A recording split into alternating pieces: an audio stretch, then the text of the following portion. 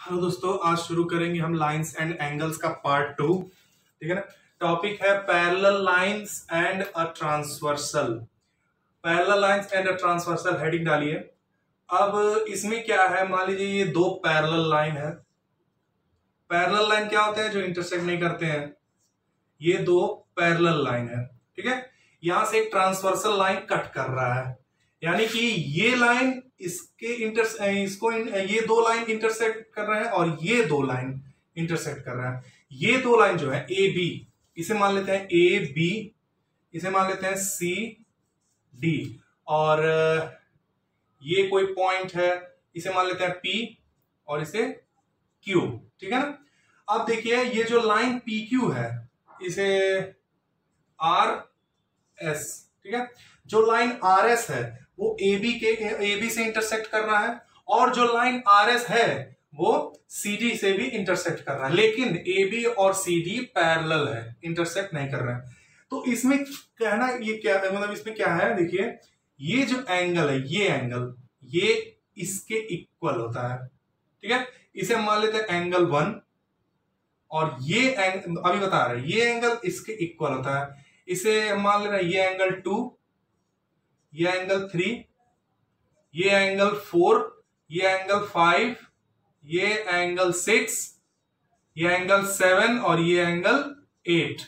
अब देखिए इसमें ये angle 1 is equal to angle 5 होता है।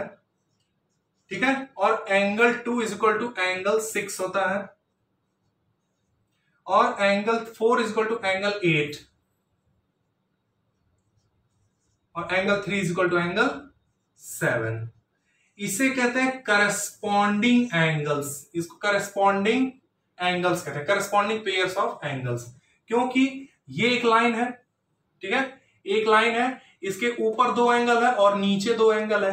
ये भी एक लाइन है, इसके ऊपर दो एंगल है, उसके नीचे दो एंगल है। अब देखिए इस लाइन के ऊपर जो दो एंगल है उसमें लेफ्ट साइड वाला देखिए एंगल 1 है, उसी तरह इसमें दो एंगल जो ऊपर है उनके लेफ्ट साइड वाला, इसलिए इसको और इसको हम करस्पॉन्डिंग एंगल्स बोलते हैं।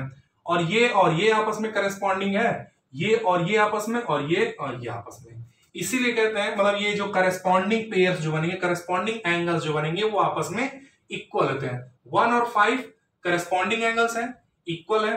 2 और 6 करस्पॉन्डिंग है, इक्वल है। 3 7 इक्वल है। 4 8 इक्वल है। और इसमें और क्या मिलेगा, इसमें alternate interior angles. Alternate interior angles यानी कि ये जो दो पैरेलल हैं इनके अंदर देखिए, अंदर वाले एंगल, यानी कि 3 4 और 6 5 को, 3 4 5 6 को जो अल्टरनेट पर है, यानी कि 4 और 6 ये भी इक्वल होंगे। Angle 4 is equal to angle 6 और angle 3 is equal to angle 5। बहुत इंपॉर्टेंट है ये टॉपिक। ठीक है। ये होते हैं क्या, इंटीरियर अल्टरनेट एंगल। ठीक है, या अल्टरनेट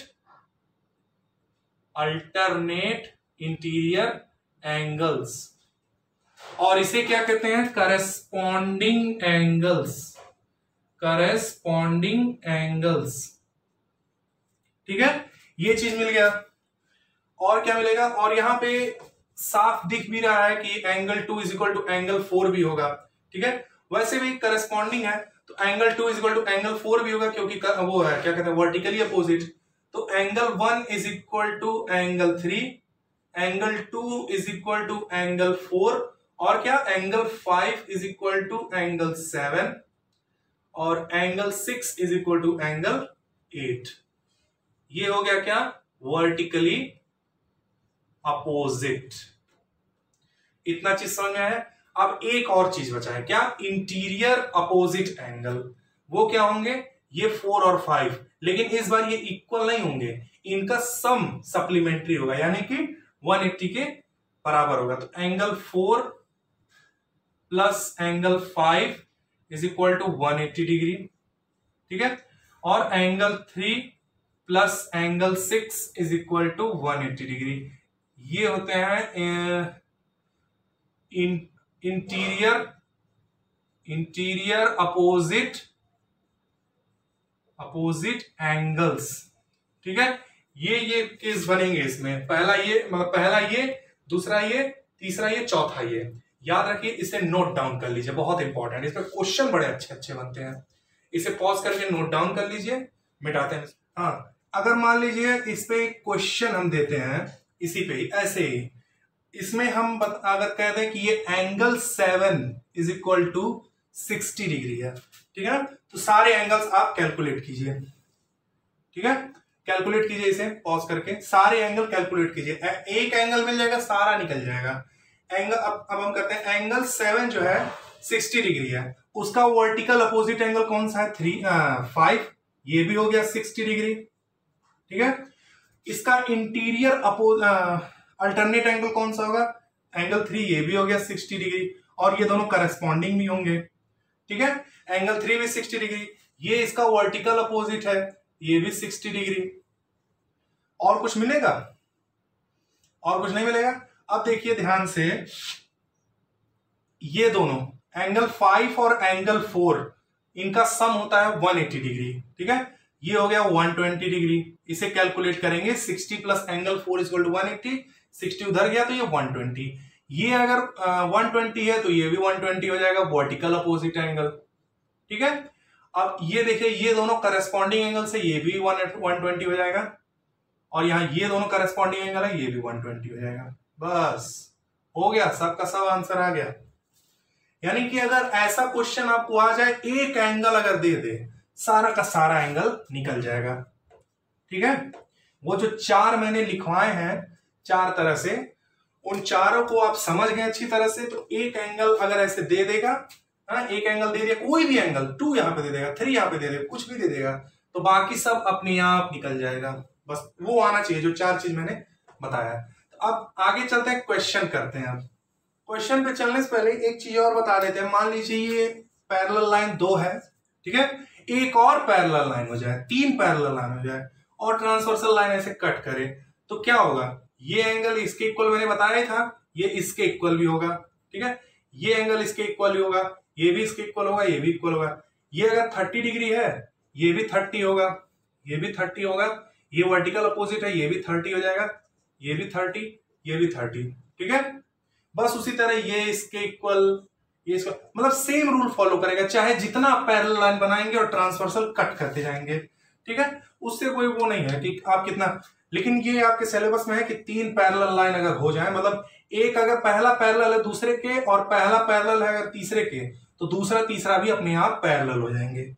इसका ये मतलब है कहने का, ठीक है। कितना भी पैरेलल लाइन बनाएंगे, ट्रांसवर्सल अगर कट करेगा तो ये रूल फॉलो करेगा, ठीक है। ये एक छोटी सी बात थी। अब चलते हैं, अब क्वेश्चन करते हैं, इस पे क्वेश्चन अच्छे अच्छे बनेंगे। पहला क्वेश्चन है, ये 2 पैरेलल लाइन है, ठीक है, 2 ये पैरेलल लाइन है, ठीक है, यहां से एक लाइन, यहां से ये ऐसे, फिर ये गया ऐसे, ठीक है, ये है M, ये है X, और ये हो गया Y, और इसे कहेंगे R, ये S, ये P, और ये Q। अब इसमें दिया क्या है, ये एंगल 135 डिग्री है, ठीक है, और ये एंगल 40 डिग्री है। इसमें निकालना क्या है, XM, हाँ, ये भी दिया है कि PQ is parallel to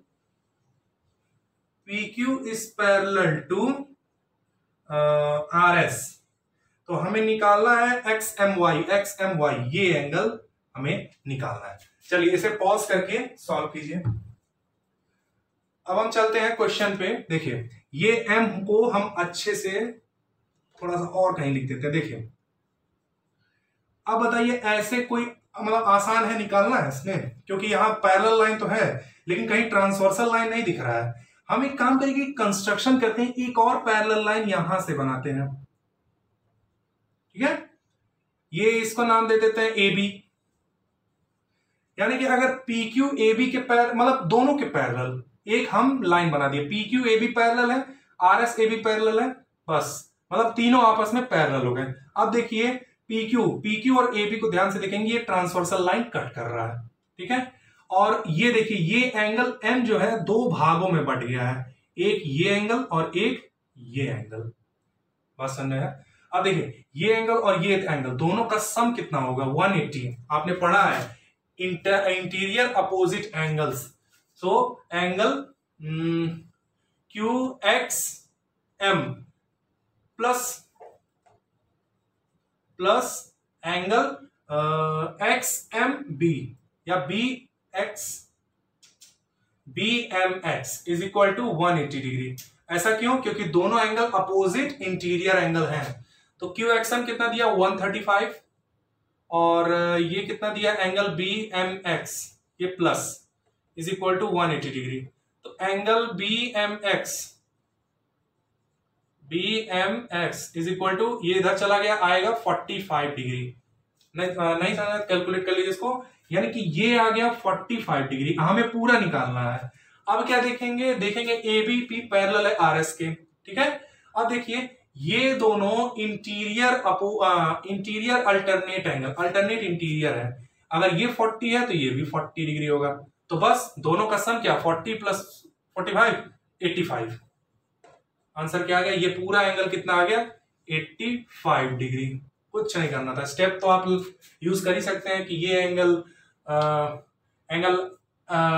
M Y R is equal to 40 degree and this is equal to this angle. तो ये बी एम वाई निकल जाएगा 40 डिग्री। अब उसके बाद पूरा एंगल का ये निकाल लीजिए 85 आ गया, खत्म। ठीक है, चलते हैं अगले सवाल पे। ये अगला क्वेश्चन देखिए, ये 3 पैरेलल लाइंस है, ठीक है। यहां से देखिए ये एक परपेंडिकुलर लाइन है, ये टच कर रहा है इसे, ठीक है। और ये एक और लाइन है जो सबको तीनों को क्रॉस कर रहा है, मतलब इंटरसेक्ट, इसको तो पूरा क्रॉस कर रहा है और इन दोनों को टच कर रहा है, ठीक है। अब हमें निकालना क्या, हमें एक्स वाई जेड की वैल्यू निकालनी है। जेड क्या है? ये वाला एंगल, ये सिर्फ ये 55 डिग्री है। ये यहां से ये पूरा वाई और ये एक्स, ठीक है। अब हम बारी बारी से अच्छे से वैल्यू इसका निकालते हैं। अब देखिए एक चीज मान लीजिए, अगर ये 2 पैरेलल लाइन है और ये परपेंडिकुलर, अगर ट्रांसवर्सल परपेंडिकुलर हो तो क्या, ये परपेंडिकुलर अगर ट्रांसवर्सल लाइन हो जाए तो ये भी 90 होगा।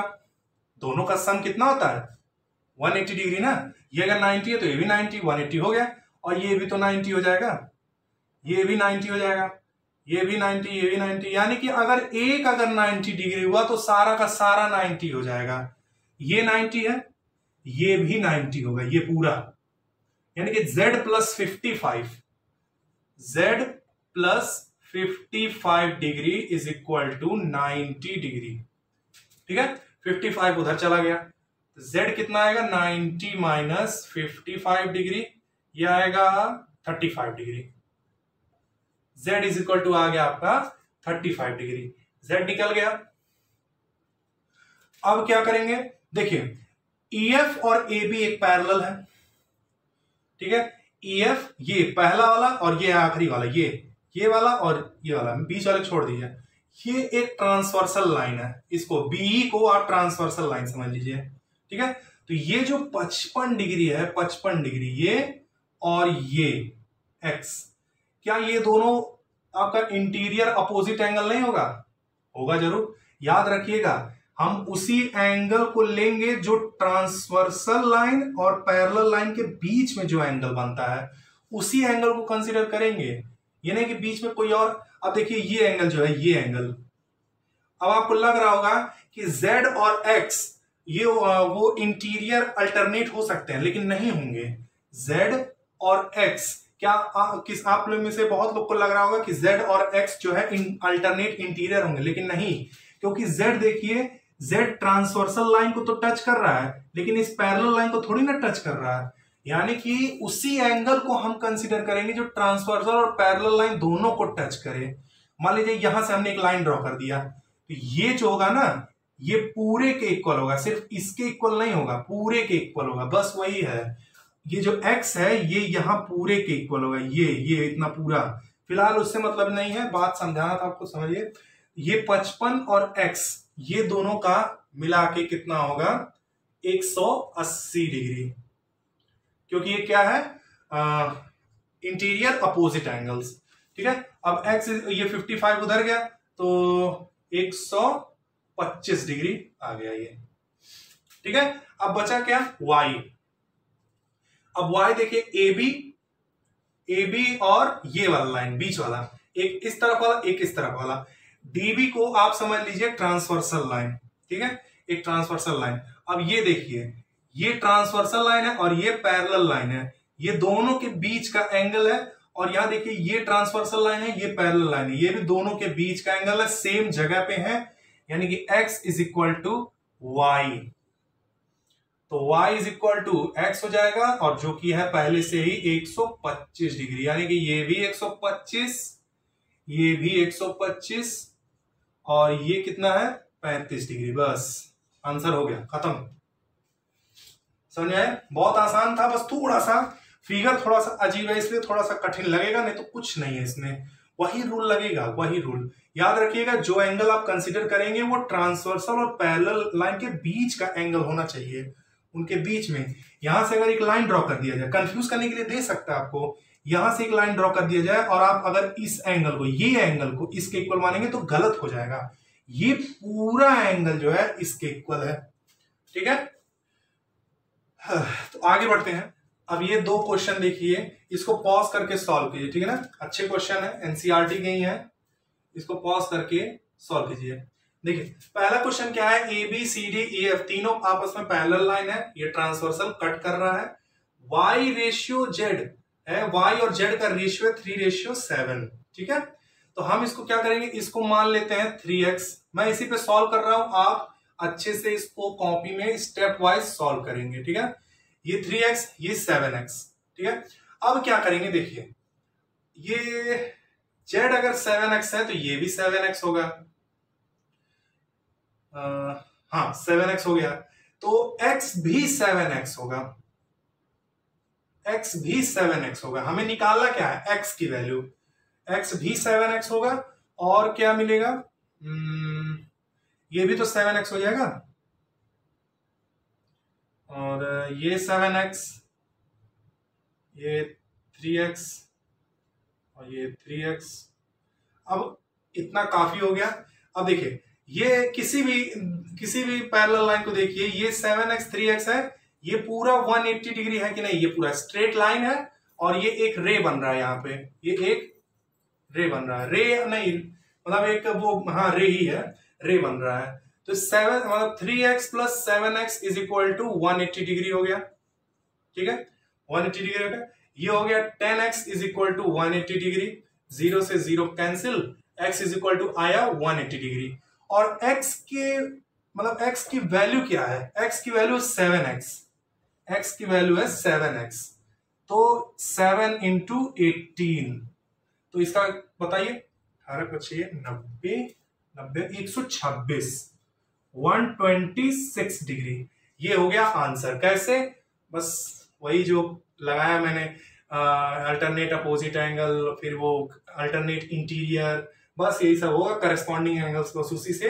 यहाँ पे जो है x जो है 7x के बराबर आ गया है, इसलिए 18 7 126, ये क्वेश्चन हो गया। अब इस क्वेश्चन पे चलते हैं। इस क्वेश्चन में क्या है, दो पैरेलल लाइन है ए बी सी डी, ठीक है, ये पूरा एंगल, ये पूरा ये GED यानी कि GED, ये पूरा एंगल 126 है। हमें निकालना है ये एंगल और ये वाला छोटा सा एंगल, ये वाला, ठीक है। अब इसमें हम क्या करेंगे, देखिए ये 90 है, ठीक है, ये दो पैरेलल लाइन है, और परपेंडिकुलर ट्रांसवर्सल को कंसीडर कीजिए, ये 90 है, ये भी 90 होगा, ये वाला 90 होगा, और ये पूरा 126 है, ठीक है, ये पूरा 126 है। अगर ये 90 होगा तो ये तो 36 हो गया ना, ये 36 डिग्री हो गया। कैसे, ये 90 है ये, और ये पूरा 126 है, तो ये अगर इसमें से 126 में से 90 निकाल दीजिए तो ये एंगल आ जाएगा। इसको आप अच्छे से स्टेप वाइज सॉल्व कर लीजिएगा, मैं फिगर में ही बता दे रहा हूं। ये 36 हो गया, ठीक है। और क्या निकालना है, हाँ इसको देखिए, ये भी निकल जाएगा आराम से, कोई दिक्कत ही नहीं इसमें भी। एक ट्रांसवर्सल लाइन ये हो गया, ठीक है, और ये 126 है तो ये भी 126 होगा। कैसे, alternate interior angle, interior angle है, दोनों पैरेलल लाइन के अंदर का एंगल है, यानी कि इंटीरियर है, और एक दूसरे के अल्टरनेट पर है, मतलब एक उस तरफ है तो एक इस तरफ है, देखिए।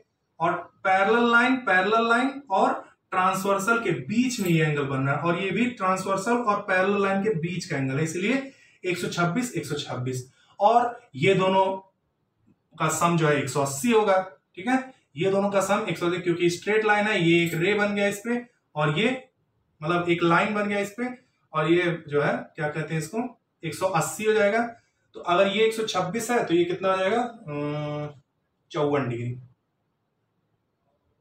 54 डिग्री। तो आंसर क्या है 36, 54, 126।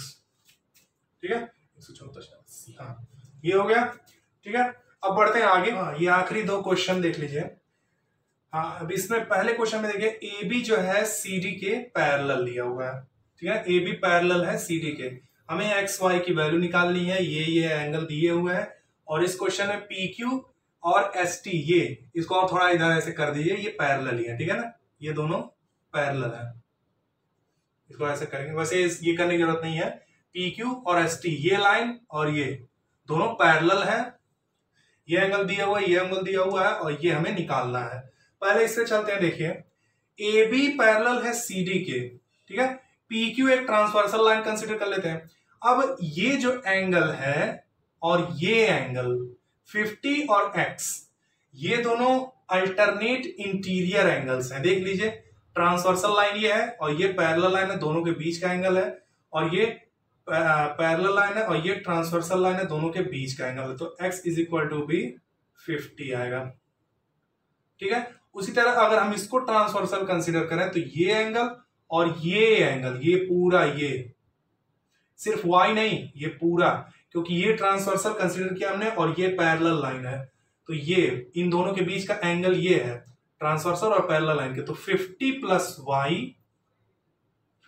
Plus y is equal to 127। समझ में आया? ये वो 127 जो है इसके इक्वल है, तो y इज इक्वल टू, इधर ये चला गया तो कितना आएगा 77 डिग्री। तो y आ गया कितना 77 डिग्री। ठीक है, ये हो गया सॉल्व। अब अगले पे चलते हैं, इसको क्या करेंगे, थर्ड पैरेलल ड्रॉ करेंगे। यहां एक और थर्ड पैरेलल लाइन हम ड्रॉ करते हैं। ठीक है, अब हम देखते हैं ये एस टी और ये इसको मान लेते हैं ए बी। हमने ए बी और एस टी और ए बी और पी क्यू एक पैरेलल ड्रॉ किया। ठीक है, अब पहले देखते हैं ये पी क्यू और ए बी को, ये 110 है, ये एक ट्रांसवर्सल लाइन है। ठीक है, तो क्या ये एंगल और ये एंगल का सम जो है 180 होगा? होगा जरूर, अपोजिट इंटीरियर अपोजिट एंगल, तो ये 180 करेंगे, ये 70 डिग्री आ जाएगा, 110 और 70 180। ठीक है, अब इसको और इसको देखते हैं, ये और ये एंगल 180 का सम होगा तो ये 50 डिग्री हो जाएगा। कैसे? क्योंकि ए बी और एस टी पैरेलल है और ये दो एंगल क्या होंगे, अपोजिट इंटीरियर एंगल होंगे, सम 180 होगा, और इन तीनों का सम टोटल होगा 180। ठीक है, 70 50 120 बचा क्या 60 डिग्री, बस खत्म। ये हो गया 60 डिग्री आंसर। इसमें 60 डिग्री आया और ये 50 और ये 77, तो ये खत्म हो गया। तो अब हम करते हैं इस लेक्चर को समाप्त। वीडियो पसंद आया उसे लाइक शेयर सब्सक्राइब कीजिए, जो प्रॉब्लम हो कमेंट कीजिए। मिलते हैं अगले वीडियो में। जय हिंद।